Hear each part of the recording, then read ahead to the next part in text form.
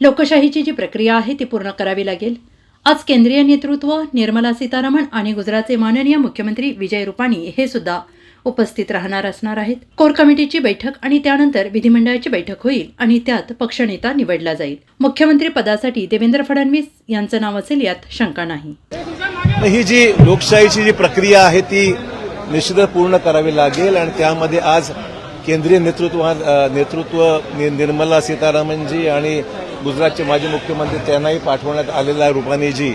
त्यांच्या उपस्थितीत पहिल्यांदा कोर कमिटीची मीटिंग आहे, त्यानंतर विधिमंडळाची बैठक होईल आणि त्यामध्ये पक्ष नेता निवडला जाईल। सर हिंदी में जाना चाहिए आज विधायक की बैठक के लिए आपके हिसाब से कसं बघताय याकडे? असं की लोकांनी निवडून दिलेला आहे, लोकप्रतिनिधी म्हणून तिला समर्थन लोकांचं प्राप्त आहे आणि तिची राजकीय सुरुवात आहे। चौहान सर हिंदी में यही जानना चाहते हैं विधायक दल की बैठक को लेकर। आपकी बेटी आ रही है चुनाव जीतकर, आपके लिए पिता के तौर पर ये मीटिंग कितनी इंपॉर्टेंट है पार्टी के लिए?